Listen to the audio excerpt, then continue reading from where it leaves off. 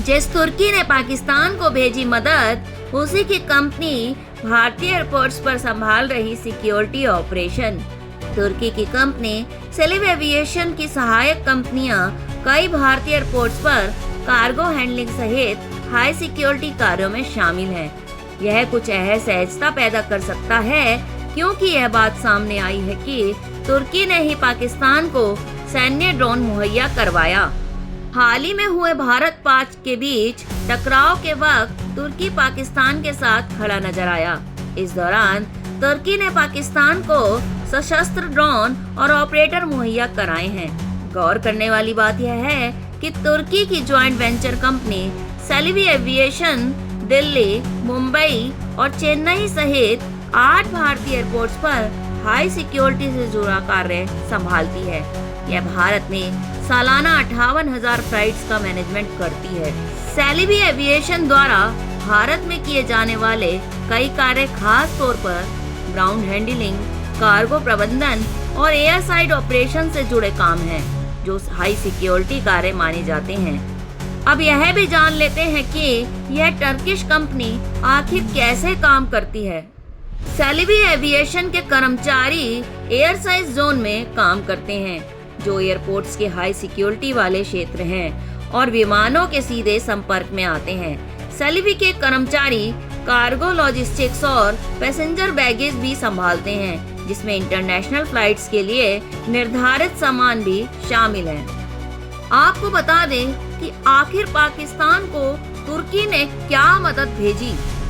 तुर्की ने पाकिस्तान को सैन्य सहायता मुहैया कराई क्योंकि उसने 7 मई को ऑपरेशन सिंदूर के हिस्से के रूप में पाकिस्तान और पाकिस्तान के कब्जे वाले कश्मीर POK में आतंकी शिविरों पर भारत द्वारा हमला किए जाने के बाद भारतीय वायु रक्षा प्रणाली को घेरने की कोशिश की थी।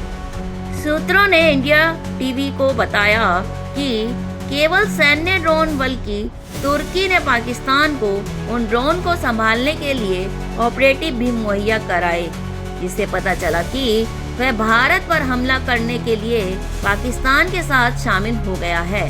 तुर्की ने राष्ट्रपति रेसेप तैयब एर्दोआन के नेतृत्व में इस्लामी रुख अपनाया है और कश्मीर मुद्दे पर पाकिस्तान का पक्ष लिया है। आपको ये भी बता दें कि भारत ने साल 2023 में आए भीषण भूकंप के बाद ऑपरेशन दोस्त शुरू करके तुर्की को राहत सामग्री मुहैया कराई थी। हालांकि यह स्थिति तब और गंभीर हो सकती थी। तब यह बात सामने आई थी कि इस्तांबुल ने ड्रोन को ऑपरेट करने के लिए कर्मियों को मुहैया कराया और भारत पर हमले की सहायता की। भारत के कई बड़े एयरपोर्ट्स पर हाई सिक्योरिटी कार्य करने वाली सेलिवी को भी खतरे के तौर पर देखा जा सकता है। भारत में सेलिवी एविएशन के जरिए सर्विस की जाने वाली एयरलाइंस के इंडिगो और एयर इंडिया जैसी अन्य एयरलाइंस शामिल हैं। अब जरा ये भी जान लीजिए कि भारत ने आखिर तुर्की की कब मदद की। 1947 से तुर्की से संबंधों को भारत ने तवज्जो दी।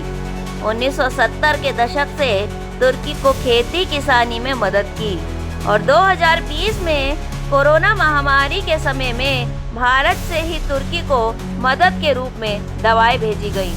इसके बाद 2023 में भूकंप से आने वाली बहुत ही तबाही के बाद भारत ने ही तुर्की को मदद की।